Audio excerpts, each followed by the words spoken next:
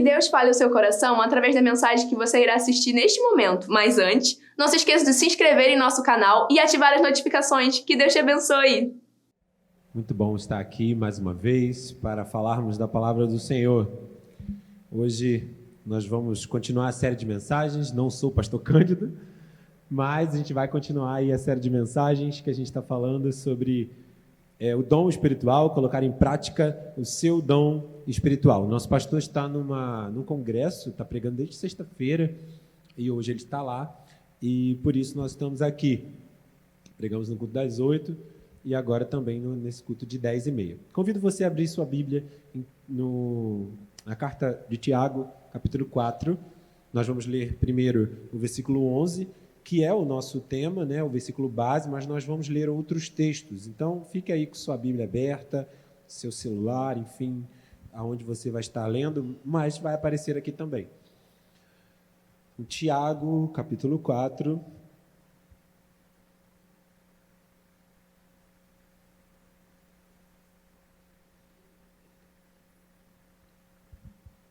Tiago, capítulo 4, verso 11. Que diz assim: irmãos, não falem mal uns dos outros. Se criticam e julgam uns aos outros, criticam e julgam a lei. Cabe-lhes, porém, praticar a lei e não julgá-la. Nosso tema hoje é: coloque em prática o seu dom espiritual sem maledicência. Maledicência não é uma palavra tão comum, né? A gente não costuma usar muito essa palavra, mas a gente usa outras que têm o mesmo sentido, na verdade é o mesmo sentido. E aí eu queria trazer para vocês o sentido da palavra maledicência, e aí vocês vão ver que a gente usa tantas outras palavras que se encaixam aqui. Então, maledicência é ato ou aptidão para falar mal dos outros, ou seja, maledicência é o ato de falar mal ou uma aptidão. O que é aptidão? É um talento. A pessoa tem um talento de falar mal dos outros. Falar mal das outras pessoas. Com a intenção de denegrir e difamar. Maledicência é a característica da pessoa que vive falando mal das outras. Sinônimo de difamação, fuxico, fofoca. Geralmente feito pelas costas, sem fundamento, atribuindo culpa aos outros, sem sequer dar o benefício da dúvida. Então, maledicência não é simplesmente um falar dos outros, é falar mal de outras pessoas sem fundamento. É falar mal de outras pessoas sem dar a chance de defesa, é estabelecer um juízo, um julgamento da atitude de outros e sair espalhando isso por aí, com o intuito de denegrir, difamar, destruir a outra pessoa, acabar com a imagem da outra pessoa. E aí você pode pensar, cristão não faz um negócio desse. Crente não faz isso. Nunca esse tema, coloque em prática seu dom espiritual sem maledicência, crente não faz isso. Mas, infelizmente, faz. Infelizmente, faz. E a gente vai ver por que faz. A maledicência, ela está muito presente nos nossos dias. Ela sempre esteve presente, desde a época, né? A Bíblia foi escrita há muitos anos atrás, já estava presente lá, mas ela está muito presente hoje em dia. Só que hoje a maledicência está com a cara nova, uma nova roupagem. Falei pela manhã que era maledicência 2.0, 3.0, uma nova versão da maledicência. É a versão online da maledicência. A maledicência agora ela é virtual. É muito mais fácil você maldizer alguém e falar mal do outro na internet. Não é fácil? A internet virou uma ferramenta que é boa, mas é uma ferramenta para denegrir o outro, uma ferramenta para falar mal do outro. Na internet eu posso assumir uma pessoa nova, eu posso fazer um perfil fake, na internet eu posso tomar a coragem que eu não tenho de falar presencialmente, na internet eu tenho opiniões e eu falo o que eu bem entendo. A internet, hoje na internet, vocês sabem, existe a cultura do cancelamento. Falei isso pela manhã. Tem uma cantora gospel aí que está sendo cancelada, não precisa citar o nome, você sabe qual é. Está sendo cancelada por quê? Porque ela falou a verdade. Ela falou o que a Bíblia diz. Em nenhum momento ela estabeleceu juízo, julgamento, ela não julgou ninguém. Ela só falou o que ela crê e o que a Bíblia diz, e por isso ela está sendo cancelada. E isso é o que nos aguarda. Se você ainda não foi cancelado em lugar nenhum, prepare-se, seu dia vai chegar também. Seu dia vai chegar também. E a gente precisa estar ciente disso e fortalecidos em Deus, porque a gente precisa agradar a Ele e seguir os padrões que Ele determina para nós. Então, nos ambientes virtuais, a calúnia, a difamação, a fofoca, a exposição, os ataques maldosos se tornaram comuns, banalizados e até incentivados. Até incentivados. Fale, exponha a sua opinião. Sabe, você é instigado a falar. E muitas vezes falar mal de outros. Existem programas na televisão só para falar do outro. A pauta do programa é toda falar mal de outra pessoa. O nome do programa já é fofoca não sei das quantas, fuxico não sei do que. Sabe, é só, fica numa mesa sentado, um monte de pessoas, horas, falando da vida dos outros. E você lá parado na televisão, vendo, assistindo, falando da vida dos outros. Maldizer, falar mal, fofocar, espalhar boatos, costuma estar intimamente ligado ao ego, ao orgulho, à inveja e o egoísmo. As pessoas usam tais atitudes para atacar e derrubar possíveis inimigos. Então, a maledicência, o maldizer, o falar mal do outro, a fofoca, o disse-me-disse, está muito atrelado com o orgulho, com o ego. Eu sou orgulhoso, tenho meu ego inflado, eu começo a achar que o outro está querendo se sobressair, eu não quero ficar por baixo, e aí eu começo a espalhar notícias e falar coisas, porque eu quero rebaixar o outro para sobressair. Uma disputa que às vezes só existe na sua mente, na nossa mente. E aí eu crio uma realidade onde há uma disputa entre eu e o meu irmão, e eu uso dessas ferramentas da maledicência para tentar derrubar um inimigo, quando a Bíblia diz que o nosso inimigo não é carne ou sangue. O nosso inimigo não é o nosso irmão. Não é. Tal prática é abominada nas Escrituras e não deve existir no corpo de Cristo. Baseado nessa introdução, eu pergunto para vocês, então por que cristãos se comportam dessa forma? Por que cristãos se conformam dessa forma? Seria hipócrita da nossa parte dizer que não se comportam. Muito hipócrita. A gente sabe que isso existe, mas por quê? Qual a consequência de tais atos para a comunhão do corpo e a comunhão com Deus? Qual é a consequência da maledicência na comunhão entre os irmãos? Será que não tem nenhuma consequência? E se tem, quais são? Pensa, reflita. Dá para ter comunhão desse jeito? Dá para ter comunhão com Deus desse jeito? Não, não dá. Mas então qual é a origem disso? Qual é a origem, né? Da onde vem essa contenda entre um e outro, ao ponto de eu falar mal e eu dizer?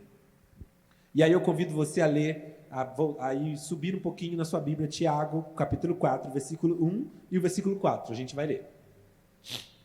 Tiago 4, 1. Diz assim: de onde vêm as discussões e brigas em seu meio? Acaso não procedem dos prazeres que guerreiam dentro de vocês? Então, Tiago, ele lá no capítulo 4, está falando da maledicência, mas ele começa, é lá no versículo 11, mas ele começa já no versículo 1 com esse texto. Ele está escrevendo a carta a uma igreja, e essa carta também é direcionada a nós. Então se inclua aí e ouça Tiago perguntando para você: da onde vêm essas discussões e brigas no meio de vocês? Da onde que vem isso? Se não dos prazeres que guerreiam dentro de vocês, ou em outras palavras, se não das inclinações pecaminosas que vocês têm. É isso que Tiago está falando. As divisões, as facções, os problemas entre vocês, as brigas entre vocês, vêm das inclinações que vocês têm dentro de vocês. E por isso gera a maledicência, isso gera o falar mal um do outro, isso gera o que ele chega lá no versículo 11 e 12 para falar, o julgamento indevido. E aí no versículo 4 ele diz assim: adúlteros. Em outras versões ele vai dizer gente infiel. Nossa, mas ele está chamando o povo da igreja de gente infiel. Porque o comportamento não está sendo o que deveria ser. Não percebem que a amizade com o mundo os torna inimigos de Deus? Repito, se desejam ser amigos do mundo, tornam-se inimigos de Deus. Por que ele chama de adúlteros, de gente infiel? Porque ele está comparando, nós somos a noiva de Cristo, temos um casamento com Ele. Nós temos um relacionamento com Deus, e toda vez que eu escolho ser amigo do mundo e seguir os padrões estabelecidos pelo mundo, eu estou sendo adúltero, estou sendo infiel, eu estou cometendo adultério, porque eu estou me relacionando com o mundo e deixando de me relacionar com Deus, e não estou fazendo aquilo que Ele quer que eu faça, mas sim o que o mundo quer que eu faça. Não dá para, ser amigo do mundo e amigo de Deus.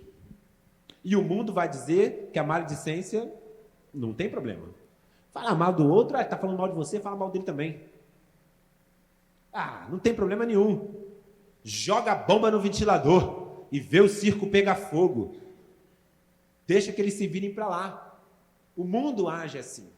E nós somos tentados a agir dessa mesma forma. Por que nós somos tentados? É o que ele diz no primeiro versículo. As contendas e brigas vêm das nossas inclinações. Então as nossas inclinações carnais, aquilo que está em nós do pecado, nos influencia e nos induz a agir dessa maneira, a pensar de maneira egoísta, a pensar em nós primeiro. A nossa carne sempre vai pensar assim, mas a palavra nos diz que o nosso espírito foi vivificado, e agora o Espírito Santo de Deus vive em nós, e é Ele quem vai reger as nossas ações, e por isso nós temos que nos encher dele, para que possamos vencer a nossa carne. Então a nossa carne será vencida pelo Espírito Santo, pelo revestimento do Espírito Santo. Então a sua carne pode até querer, querer se vangloriar, querer se inflar, se encher e querer caminhar por esses caminhos tortuosos da maledicência, do falar mal do outro, da briga, da contenda, do pensar em mim primeiro. Mas se você estiver cheio do Espírito, você consegue vencer isso. O grande problema é que a gente não se enche do Espírito. A gente não se reveste de Deus. E aí a gente deixa a nossa carne falar mais alto. E a nossa carne prevalece. E a gente faz o que a carne quer. E toda vez que a gente faz o que a carne quer, a gente se torna amigo do mundo, inimigo de Deus. E Tiago diz que a gente não tem como isso acontecer. E toda vez que a gente faz isso, a gente é infiel, adúltero. É o que a Bíblia nos ensina. E aí eu coloquei aqui, no início do capítulo 4 de sua carta, Tiago destaca o mal que as contendas e divisões causam na igreja, e associa isso à carnalidade proveniente da natureza caída do homem, e à infidelidade produzida pela amizade com o mundo. A origem das contendas, brigas, facções está na carnalidade, imaturidade cristã, e em seguir padrões de vida e de conduta que não são estabelecidos por Deus. A igreja de Corinto era uma igreja cheia de dons, Muitos dons. Você vê lá os textos que falam das línguas, que falam de diversos dons, profecia. Tá? A igreja de Corinto era uma igreja abençoada, cheia de dons espirituais. Porém, Paulo diz que era uma igreja carnal, imatura, que ele tinha que dar leite espiritual, porque eles não estavam preparados para o alimento sólido. Ou seja, ser cheio de dons não é sinônimo de maturidade cristã. Não é sinônimo de ser espiritual. E de que adianta eu ser cheio de dons e ser carnal? De que adianta eu ser cheio de dons e ser imaturo? O que vai causar é facção e divisão. A igreja de Corinto era uma igreja cheia de divisões, cheia de grupinhos. E aí Paulo vai escrever a carta para combater isso. E aí tinha um grupinho lá que dizia que era de Paulo, o outro que era de Apolo, o outro dizia que era mais santo, era de Cristo, e aí cada um puxava para um lado, e eu sou melhor, e eu sou assim, e eu sou assado, e os pecados estavam no meio deles, a imoralidade sexual estava no meio deles, porque eles eram carnais. A carnalidade traz isso, porque a nossa carne gosta disso. Nós precisamos ser cheios de Deus para usar os nossos dons espirituais de maneira madura, de maneira correta, que edifique o corpo e não separe. No dia do perfil de servo a gente estava falando disso. Algumas pessoas deram lá discernimento de espíritos no dom, e outros a gente estava conversando sobre isso e falando que muita gente às vezes tem o dom espiritual e usa de maneira correta porque não busca Deus. E aí, em vez de causar união no corpo, causa desunião. Expondo as pessoas, falando, sabe? Aquela coisa que vocês já sabem que acontece. Se posicionando de maneira mais, eu sou mais santo, eu sou mais poderoso, porque eu tenho esse dom, porque eu tenho aquele dom. E o dom nada mais é do que algo dado para servir o outro, e não para você se vangloriar dele. Não é. Não é. É para servir o outro. Para isso que você recebeu o dom. Os padrões seculares sempre serão impostos pela sociedade. Falar mal dos outros com julgamento e sem compromisso com a verdade é algo que para o mundo é normal, comum, tolerado, praticado, mas o cristão não deve aceitar, mas sim lutar veementemente contra. Nós estávamos na EBD aqui atrás, agora, e aí a gente juntou, o professor dos juniores não tinha chegado, ficou 2 meninas lá, e depois elas não quiseram sair, ficaram lá, e tinha adolescente, jovem, junior na mesma sala. E aí eu estava achando que o estudo estava muito maduro para elas. E aí eu falei, tadinha delas, não sei o que, vocês estão gostando? Estamos. Aí uma cruzou a perna assim, quero falar. Nem sei se ela está aí, uma pequenininha, quero falar. Porque na minha escola começou um discurso lá, de questão de LGBT, de não sei do quê, e eu falei, e eu me posicionei, porque, não sei, eu fiquei olhando assim, eu perguntei, quantos anos você tem, menina? E eu me posicionei, mas eu disse, não é questão de ser preconceituosa, mas a Bíblia diz assim, assado, tal, e ela toda posicionada. 11 anos, 5º ano, com mais posicionamento do que gente adulta. E a gente acha que as crianças são bobas. E a gente acha que a gente tem que ficar com as crianças ensinando o pinguim que dança assim e sai do ovinho, igual cantavam aí. Gente, esquece isso. Bota isso para as crianças ouvir mais não. Bota a Bíblia para as crianças ouvirem. Esse negócio aí já foi.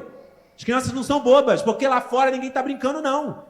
Lá fora ninguém está brincando não. Ninguém está botando musiquinha idiotinha, bobinha, para ficar... Não, o negócio está cheio de mensagem subliminar, está cheio de coisas, são bombardeados com um monte de coisa. E aqui dentro da igreja a gente tem que bombardear eles com a palavra, para que eles saibam se posicionar e influenciar lá fora, e não serem influenciados. E aí a gente não vai chegar na adolescência, eles saem, não ficam aqui. Porque quando a gente tinha que formar a base deles, a gente não formou. Para que eles sejam de fato cristãos. Porque quando chega a adolescência, o negócio aperta. Aperta, porque eles são oprimidos com a ideologia lá de fora. E aí, se não tem base? Segue, vai embora. Nunca foi tão fácil expor as nossas opiniões como é agora. Você entra no Facebook, aquela caixinha está lá. O que você está pensando? Você abre o Instagram, você tem stories lá e você bota aquelas caixinhas, tem várias caixinhas para você dizer lá o que você está pensando, para você perguntar coisa, faz enquete, faz isso, bota filtro, faz não sei o quê. Você é estimulado a expor a sua opinião o tempo todo, mas expor o que eles querem que você exponha. Expõe o que eles não querem para você ver o que acontece. Então você é estimulado a seguir, a expor a sua opinião, a falar o que você quer, seguindo os padrões lá de fora. Você tem hoje uma ferramenta de comunicação rápida. Se a gente falasse há 6, 7 anos atrás sobre o WhatsApp, você acharia um absurdo. Porque há 6 anos, 7 anos atrás, a gente conversava como? Por SMS. Tem criança que não sabe nem o que é isso, SMS. Não era assim que a gente conversava? Eu mandava mensagem de texto pequena, tinha um pacote de dados, só podia mandar uma quantidade, acabava, não tinha como mandar. Você ligava, sabia que adolescente acha ligar super cafona? Negócio de ligar. Você liga, desliga e fala, vamos falar pelo WhatsApp, que negócio de ligar. Eu vejo lá na escola, minha mãe me ligando, fala pelo WhatsApp, para que vai ligar? Eles acham ligar super fora de moda. Negócio de ficar ligando no telefone. Chamada de vídeo, então? Oi de velho. Gosto de ficar se vendo. Eu falo isso pra minha mãe também. Minha mãe não fica ligando de chamar de vídeo. Eu não gosto. Não gosto de chamar de vídeo. Mas não é porque eu sou novinho, não. Eu não gosto de chamar de vídeo mesmo. Mas as coisas mudaram. E com o WhatsApp é fácil se comunicar. A gente quer dar um aviso para todo mundo, é rápido. Você manda num grupo, você manda isso, todo mundo compartilha, bota no status, faz isso. Isso é bom? É, mas ao mesmo tempo é ruim. Porque maldizer as pessoas e falar mal das pessoas nunca foi tão fácil. Nunca foi tão fácil. É só escrever. Digitou, pum, mandou. Ainda bem que Deus tem misericórdia, ainda botou o negócio apagar para todo mundo, que você se arrepende, você apaga antes que leiam. Tem vezes, aí você esquece. Bota, esqueceu. Mandou mensagem errada. Esses dias a professora do Rafael mandou a lista de compra, mandou não sei o que para o marido dela, mandou um monte de coisa no grupo da escola. Só que ela não viu, ela demorou muito para ver. Aí não dava mais para pagar para todo mundo. Ficou lá. Aí ela pediu 1000 desculpas e tal. Ainda bem que era isso, né? Imagina se fosse outra coisa. E esqueceu. Ia ficar lá eternamente, ninguém ia conseguir tirar. Entendeu? É muito fácil, muito fácil. Mas, porque é fácil, a gente precisa seguir um conselho. Eu convido você a abrir Tiago 3. Tiago 3, versículo 2, 6, 10 e 11. Nós vamos ler.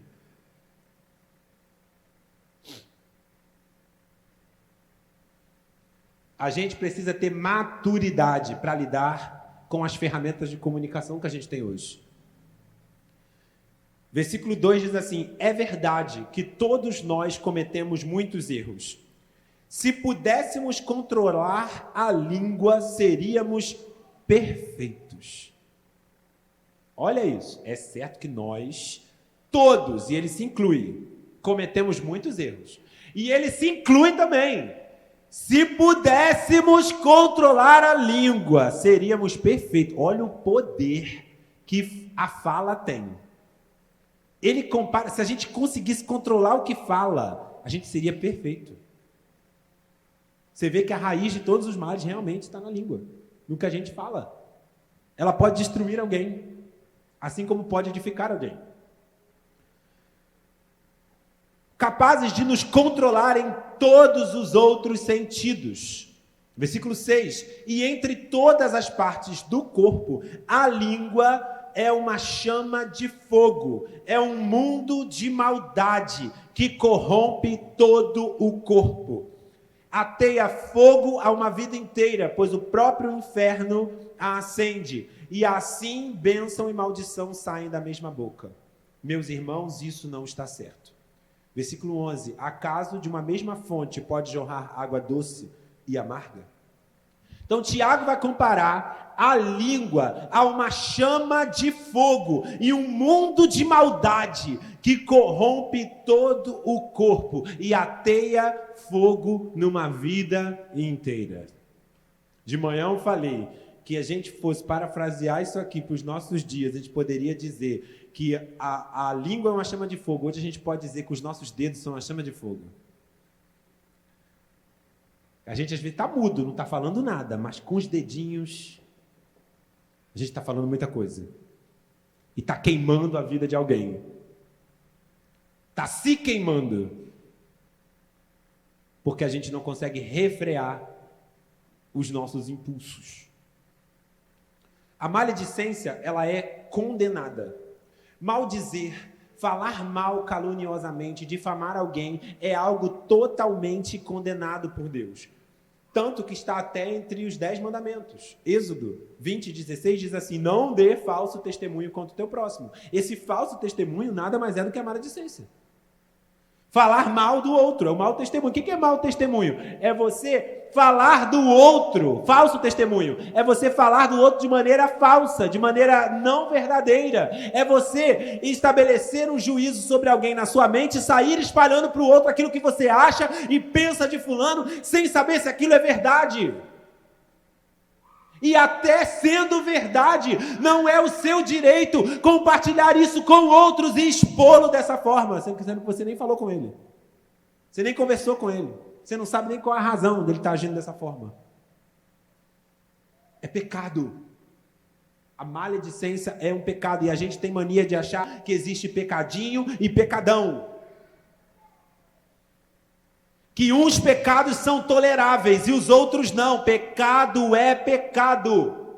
Você matar alguém e você falar mal de alguém é tão pecado quanto um ou outro. É a mesma coisa, é pecado.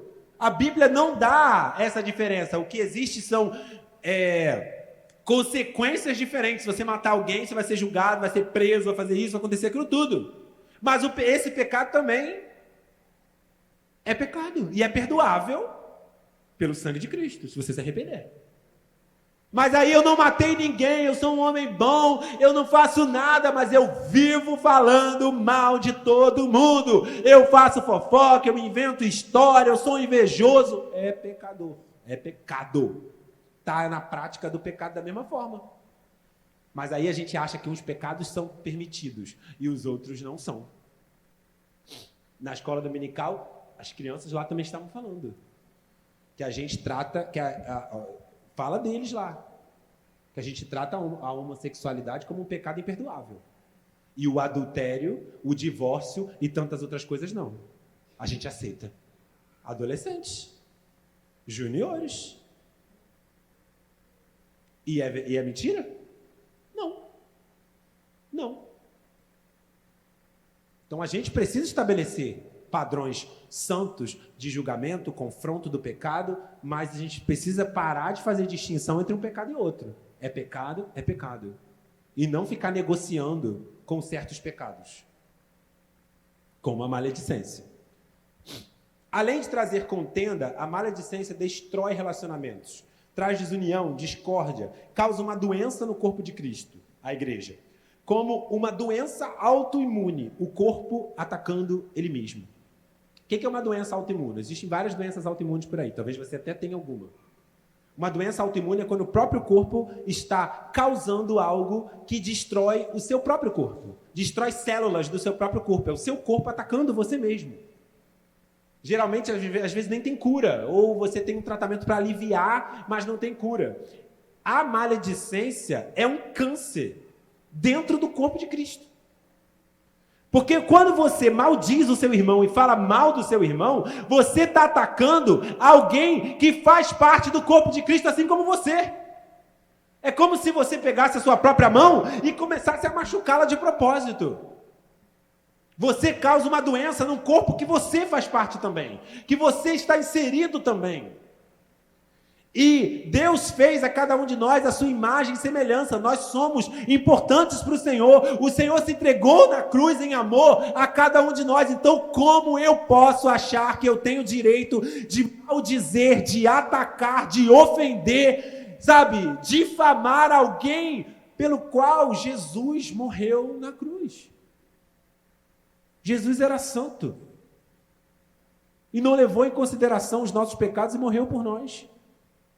E eu, que sou pecador também, me acho no direito de julgar, de falar, de atacar. Satanás, ele conhece as nossas fraquezas e inclinações e usa para tentar nos induzir a viver nessa prática, com o intuito de que com isso nos afastar da comunhão uns com os outros e com o Senhor e frear o avanço do reino. Satanás sabe muito bem das nossas inclinações. Aquilo que ninguém sabe, só você sabe que você tem uma inclinação para fazer, aquilo que você luta contra, Satanás sabe. Pode ter certeza que ele sabe. E ele vai usar sempre isso para poder atacar você, para poder fazer você fraquejar, para fazer você cair. Mas ele usa as tentações que são suas. Ele te tenta naquilo, ele não vai te tentar naquilo que tu não gosta. Não é burro. Imagina. Quando você vai caçar um animal lá qualquer. Quero pegar um rato na ratoeira. Vou botar um negócio que o rato não come? Não. Não vai adiantar nada. O rato vai lá desfilar pela ratoeira, andando para lá e para cá, e não vai cair. Satanás sabe muito bem aonde te pegar, na ratoeira que ele te pega. E bota lá o negócio assim que brilha aos seus olhos. Mas como que eu consigo me livrar do laço, do passarinheiro? Me revestindo de Deus. Sendo cheio do Espírito Santo. Porque aí as minhas inclinações carnais não vão falar mais alto. Quem vai falar mais alto é a voz do Espírito dentro de mim dizendo, não vai, não faça, não é assim, não é isso que eu quero para você. Diga não, resistir ao diabo e ele fugirá de vós. É assim que funciona. Meu irmão, não é pecado ser tentado. Não é pecado. Pecado é você cair. Não é pecado. Todos nós somos tentados. Cristo foi tentado. O pecado é cair. E Satanás ele vai usar isso para causar confusão. Então, qual é o objetivo de Satanás? É impedir que a igreja avance. Qual é a missão da igreja? Anunciar o evangelho. Pregar o evangelho para que vidas sejam salvas. Então, qual é o objetivo de Satanás? Engessar a igreja. O que Satanás puder fazer para engessar a igreja, impedi-la de cumprir o propósito, ele vai fazer. E o que melhor seria do que provocar discórdia, briga, desunião, confusão? E como que ele faz isso? Utilizando as nossas inclinações, como a gente viu no começo, para semear essa discórdia no meio do povo. E a maledicência é muito usada para isso. O falar do outro, sabe aquele cochicho assim? Ah, tu está sabendo? Ih, pastor Gabriel. Carissa, fica ali, ó. Sabe aquela coisinha assim? Isso vai minando. Quem aqui já não viu ou ouviu falar de uma igreja que se dividiu por causa de confusão assim? Muitos daqui talvez já até viveram essa experiência, né? Não vamos ficar lembrando do passado. Eu já vivi. Quantas amizades desfeitas? Quantos ministérios acabados por causa da facção, da divisão, por causa do disse-me-disse, da fofoca, do disseram que você falou, e aí veio fulano e diz, disseram, a David falou, não sei o que lá, e você toma um ranço de mim, que é uma palavra nova aí, né? Um ranço gospel de mim, sem nem me dar a oportunidade de me defender e de falar se realmente eu fiz ou falei isso. E aí cria uma desunião no meio do corpo. E, irmão, eu sinto te dizer, em desunião nós não temos comunhão com Deus. Porque a Bíblia diz que primeiro a gente precisa ter comunhão um com o outro para ter comunhão com Deus. E que a nossa unidade traz a presença de Deus. A nossa unidade traz a glória de Deus. Então, para uma igreja ter crescimento, para uma igreja sair do lugar, para uma igreja cumprir a missão, para uma igreja experimentar a plenitude do poder de Deus, ela precisa estar em união, ela precisa estar em unidade. E esse tipo de prática não pode existir.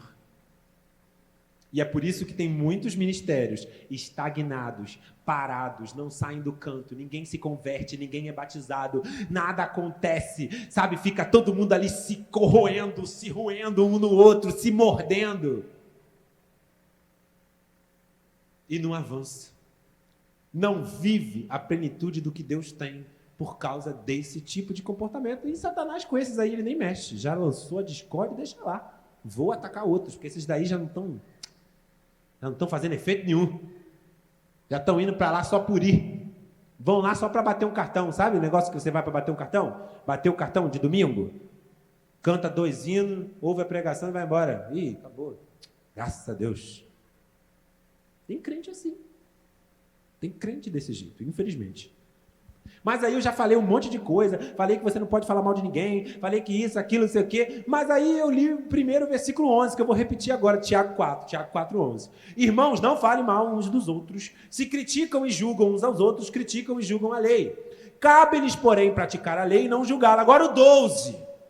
Somente aquele que deu a lei é juiz, e somente ele tem poder de salvar ou destruir. Portanto, que direito vocês têm de julgar ao próximo? Eita! Então o povo que fica falando do não julgueis está certo e a gente que está errado? Tiago está dizendo que a gente não pode julgar ninguém e que a gente não é juiz para julgar. Como é que funciona isso? O que eu faço agora?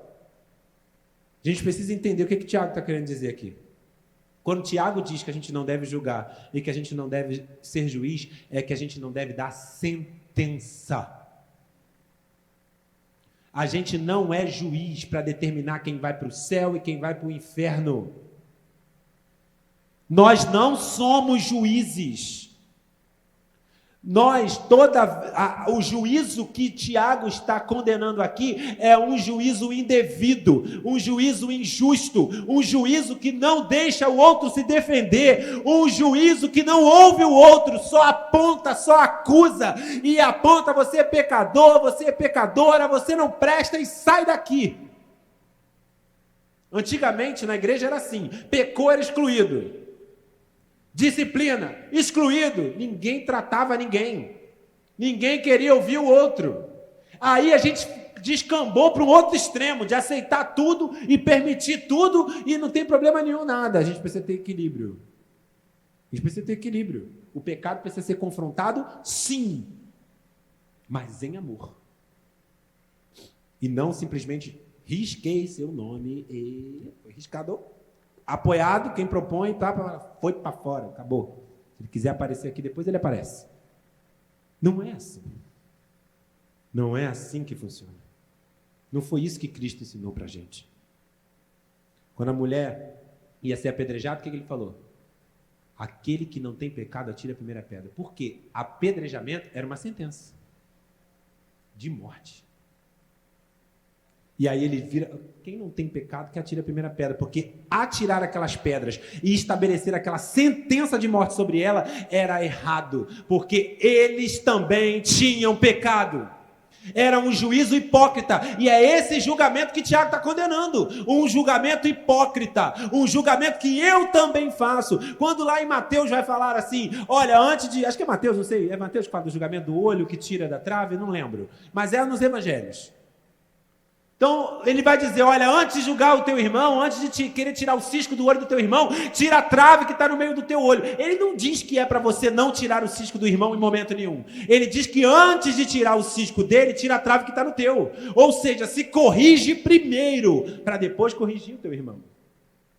Você tem uma responsabilidade, andar em santidade, se corrigir, andar correto, para confrontar o outro e ajudar o outro a andar correto também.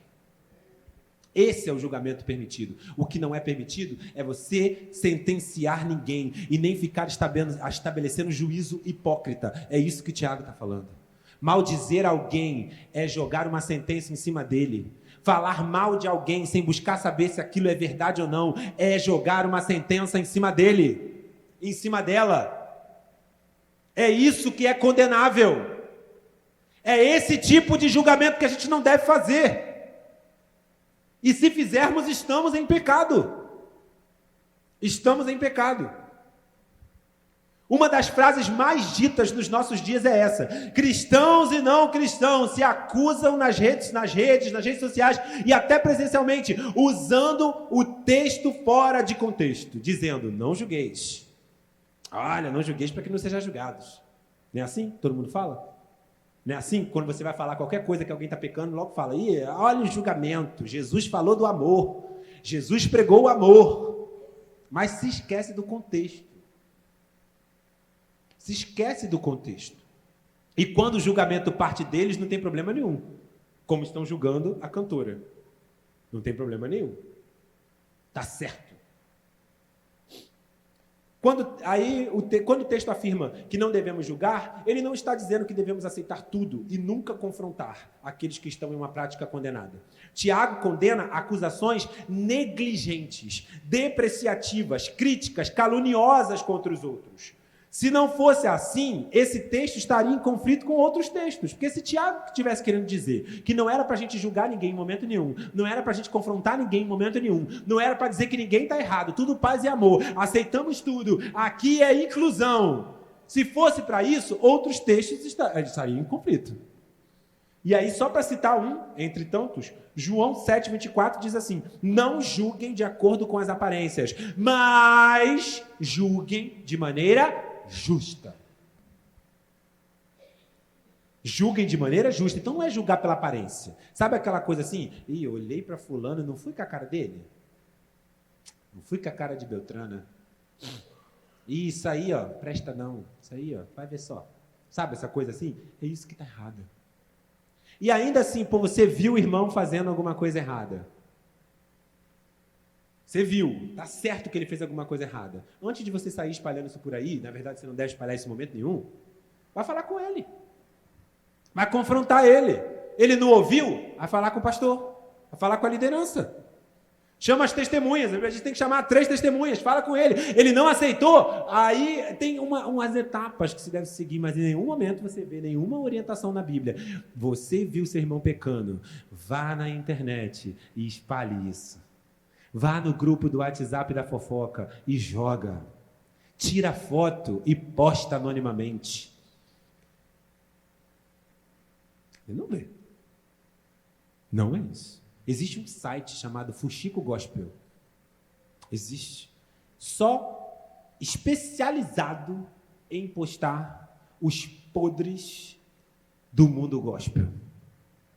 Cantores, pastores, ministros. Joga lá. Não quer saber se tem família. Muitos casos eram verdade. Muita coisa que postou lá é verdade. Estavam fazendo mesmo. Mas você não pensa nas famílias, você não pensa nos filhos, você não pensa na esposa, você não pensa em ninguém.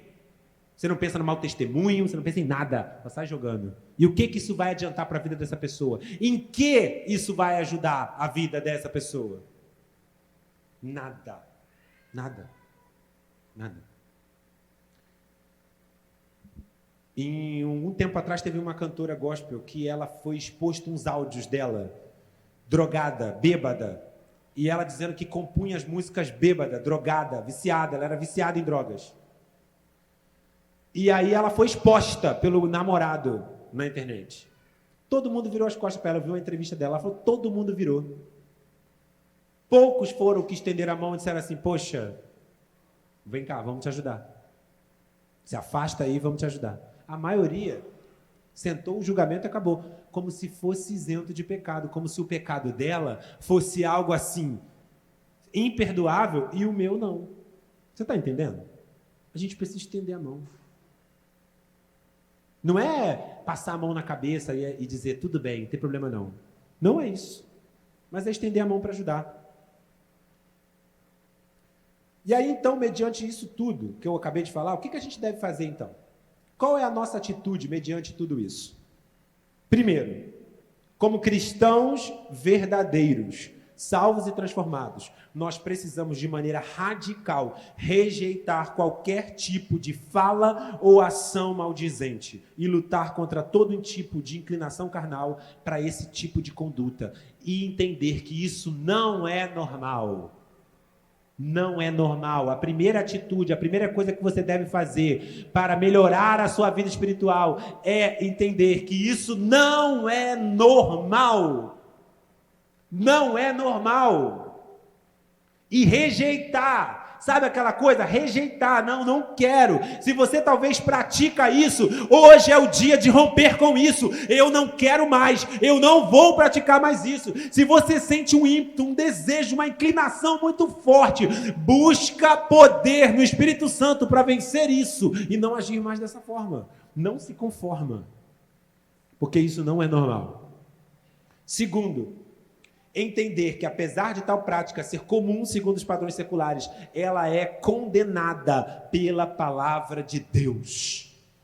É pecado. E a gente não pode negociar com o que é pecado. É pecado, é pecado. É certo, é errado, é errado. É a Bíblia. Não cai nesse conto da carochinha por aí dizer, mas vem você com esse negócio de Bíblia. A Bíblia foi escrita há muito tempo. A Bíblia foi escrita por homens. A Bíblia tem erros. Não, se a Bíblia diz, tá certo, a Bíblia foi escrita por homens, mas foi inspirada por Deus. Ela não é simplesmente um livro qualquer. A gente precisa entender que isso tudo é raiz de brigas, contendas e divisões no seio da igreja. E a gente precisa romper com isso. Terceira coisa, cuidar do nosso coração e pensamentos, pois a boca fala do que está cheio o coração. Isso não é ditado popular, está escrito lá em Mateus 12:34. A boca fala o que o coração está cheio. O teu coração está cheio de quê? O que tu anda falando? O teu coração está cheio de quê? Se o seu coração estiver cheio de carnalidade, cheio da sua carne, se o seu coração estiver cheio das coisas do mundo, dos padrões estabelecidos aí fora, a sua boca estará cheia disso também. Para resolver o problema da sua língua, dos seus dedinhos abençoados, você precisa se encher de Deus, encher a sua mente com Deus, pensar nas coisas que trazem esperança, encher o seu coração de Deus, da palavra de Deus, se revestir do Espírito, para que você viva uma nova vida, para que você vença a sua carne. Não tem como vencer a carne se você estiver vazio de Deus. Chega de entrar por essas portas e sair e não ver mudança, gente.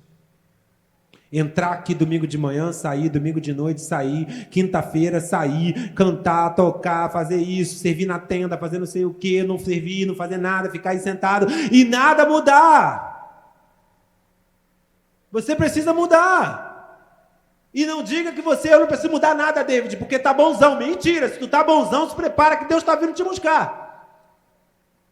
Porque você já atingiu um nível top do top. Alguma coisa precisa mudar. E se você não reconhecer isso, nada muda. Você vive estagnado, a sua vida espiritual não anda. Há mais de Deus para você, meu querido. Há mais de Deus para você. Não se contente com a unção de ontem. Não se contente com o revestimento de ontem. Busque o de hoje, o de amanhã, o de depois de amanhã. Deus tem mais. Deus tem mais.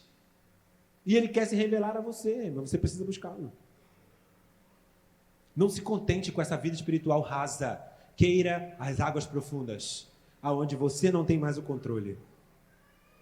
Mas é Deus quem controla a sua vida e você está totalmente submerso por Ele.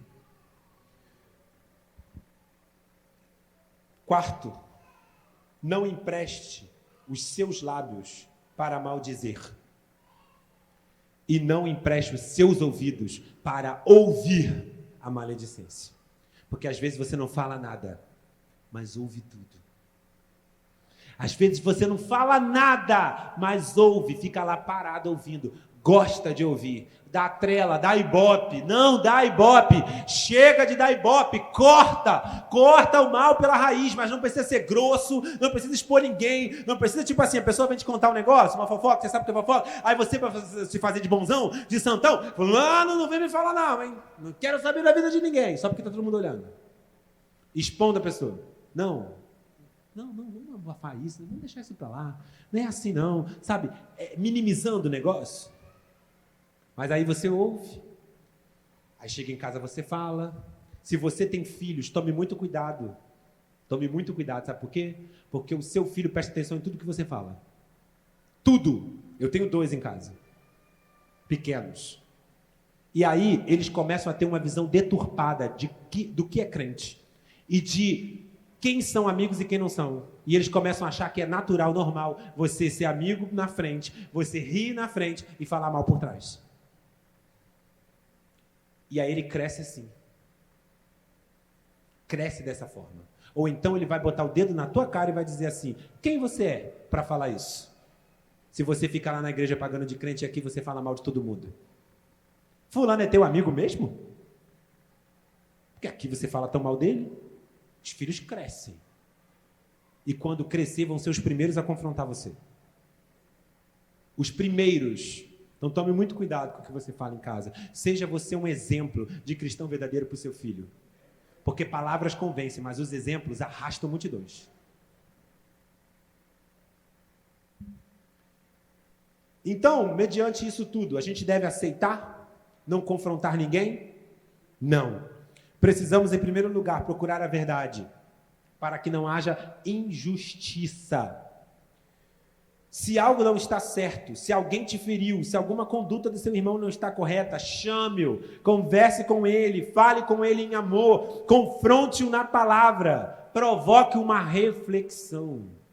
A reflexão gera mudança, meu irmão. Não é ordens imperativas e proibições que vão gerar mudança. O que gera mudança é reflexão, é o ensino, é a palavra. Isso traz maturidade e gera mudança. Seja você o agente da mudança de outros, ao invés de ser aquele que vai enterrar o outro. E aí, quando ele estiver lá fora, ele vai falar: ai, porque essa pibã aí, ó, bando de crente falso. Já pensou um negócio desse? Que aquele ali, ó, fica lá na frente, lá pregando, lá cantando lá, mas não vale nada. Que aquele ali, ó, quando eu precisei dele, fez isso, aquilo. E às vezes você faz isso sem perceber, meu irmão. Talvez você esteja agindo, fazendo isso sem perceber, talvez você não faça nem, sabe, de maneira consciente que você está fazendo. Já tornou-se um hábito, tornou-se algo habitual e você faz sem notar. E machuca os outros. Eu já fui assim. Eu já fiz isso. E machuquei pessoas por imaturidade. Ferir pessoas por imaturidade. E você não enxergar e não perceber que você está fazendo o que é errado. Tenha humildade para reconhecer que você está errado. Acima de tudo, ore, seja paciente, ensine, seja de fato um cristão. Condene o pecado, mas ame e oriente o pecador. Não negocie com o pecado, mas lembre-se que por trás do pecado existe um pecador e que Cristo morreu por ele e amou ele primeiro. Você tem que amá-lo também. Está alguém entre nós pecando? Alguém perdido?